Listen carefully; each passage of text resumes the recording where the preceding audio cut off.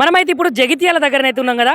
మరి ఇక్కడ ఉన్నటువంటి జైత్ర యాత్ర ఏదైతే ఉన్నదో ఆ సభ దగ్గరనైతే తెలంగాణ ఫైర్ బ్రాండ్ బీఆర్ఎస్ పార్టీలనే ఫైర్ బ్రాండ్గా పేరు పొందినటువంటి పావని గౌడ్ గారు అయితే మన దగ్గరనైతే ఉన్నారు. వాళ్ళనైతే మిగతా ముచ్చట్లయితే అడిగి తెలుసుకుందాం. నమస్తే అక్క. నమస్తే అక్క, మరి జైత్ర యాత్ర అంటున్నారు, సభ బాగా జరుగుతుంది అంటున్నారు.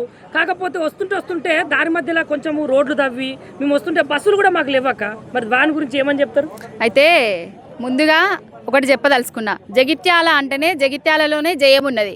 వేములవాడ రాజన్న సాక్షిగా, కొండగట్టు అంజన్న సాక్షిగా, ధర్మపురి లచ్చన్న సాక్షిగా రేవంత్ రెడ్డి కేసీఆర్ గారి సభ కోసం ఎన్ని ఆటంకులు పెడుతున్నాడో దేవుడు చూసిండు. ఈరోజు కరుణించండి కూడా. రోజు ఎండ ఏ విధంగా ఉంటుంది, ఈరోజు కొంచెం చల్లబడ్డది. బాపు కేసీఆర్ గారు చంద్రుడు వస్తున్నాడు కాబట్టి ఆ మబ్బు కూడా చల్లబడి ఆ సూర్యుడు కూడా కొంచెం ఆగిపోయి చంద్రుడికి దారిస్తున్నాడు. ప్రజలు ఏ విధంగానైనా బస్సులు బంద్ చేసినా, రోడ్లు తవ్వినా, ఇంకేం చేసినా కూడా కచరాలు కట్టుకొని కాలినడకనైనా వాళ్ళ సొంత వాహనాలనైనా రావడానికి సిద్ధంగా ఉన్నారు. జగిత్యాల జైత్ర యాత్ర సభను విజయవంతం చేయబోతున్నారు. ఎన్ని అడ్డంకులు. ఇంకొకటి ఏం చేసిండు ఇక్కడ బాపు కేసీఆర్ గారు, జగిత్యాలలో జైత్ర యాత్ర మొదలు పెడితే మేడిగడ్డ దగ్గరికి పోతానా, సభ పెట్టుకుంటానా అంటాడు. రెండో విడత రైతు బంధు వేస్తాడట. ఆల్రెడీ 2 పంటల రైతు బంధు ఎగ్గొట్టిండు. ఆల్రెడీ రైతు భరోసా ఇస్తాననేసి రైతు బంధు అరాకొరా వేస్తూ కేసీఆర్ గారు దాదాపుగా 11 సార్ల రైతు బంధు వేసి 70 లక్షల మందికి 76,000 కోట్ల రూపాయలనేసి టింగుమని శబ్దం వచ్చేది. కానీ నేను అక్కడ ఇస్తానా ఇక్కడ ఇస్తానా అని ఎక్కడ కూడా సభలు పెట్టుకోకపోయేది, ప్రజాధనాన్ని దుర్వినియోగం చేయకపోయేది. ఇవాళ పేపర్ యాడ్స్లల్లా రైతు బంధు, రైతు భరోసా, విడత యాత్రలు అనేసి పెట్టుకున్నాడు. సిగ్గుండాలే రేవంత్ రెడ్డికి. రైతులకు రైతు బంధు ఎప్పుడు ఇస్తారు? వరలు కోయక ముందు, వరి నాటేసే ముందు రైతులు అప్పుల పాలు కావద్దు అనే ఉద్దేశంతో రైతు బంధు పథకాన్ని తీసుకొచ్చారు. ఆ రైతు బంధు పథకాన్నే ఎద్దేవా చేసుకుంటా మళ్ళీ రోజు ఈరోజు సభ పెట్టుకుంటాడు. మేడిగడ్డ దగ్గర పెట్టుకుంటున్నాడు సన్నాసి. ఇంకొకటి మేడిగడ్డ కూలిపోయింది, కొట్టుకపోయింది, కుంగిపోయింది అన్నాడు కదా.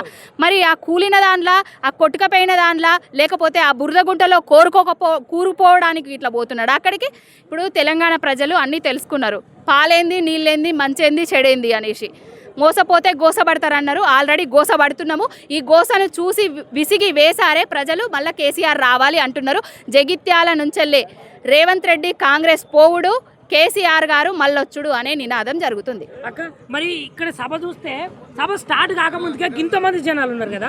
మరి సభ ఒకవేళ స్టార్ట్ అయింది, సాయంత్రం అయింది, బాబు కేసీఆర్ గారు మాట్లాడతారు, సుమారుగా ఎంతమంది జనాలు వచ్చారు? ఆల్రెడీ 1,00,000కు పైగా జనాలు రాబోతున్నారు. అంటే ఎంతమంది వచ్చినా కూడా అంతమంది వస్తారు.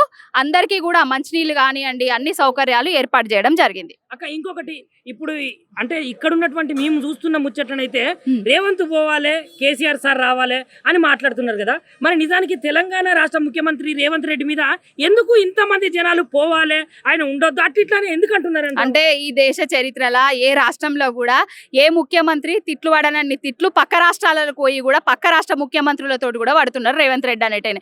తెలంగాణలో ఉన్న నలుదిక్కులు ఉన్న ప్రజలతోటి తిట్లు పడుడు అయిపోయింది. వేరే రాష్ట్రాలలో పోయి నా రాష్ట్రంలో ఇది అమలు చేసిన, అది అమలు చేసిన అనేసి గొప్పలు చెప్పుకుంటా అంటే ఏం చేయక ఇక్కడ వచ్చి చాతగాక మాట్లాడుతున్నావు అనేసి పక్క రాష్ట్ర సీఎంలు కూడా తిడుతున్నారు. మనం చూస్తున్నాము. ఏది ఏమైనా కూడా కేసీఆర్ గారు ఉన్నప్పుడు తెలంగాణ బంగారు తెలంగాణగా ఉండే, పసిడి పంటల తెలంగాణ ఊళ్ళగా ఉండేది, నీళ్ళ తెలంగాణ ఉండే.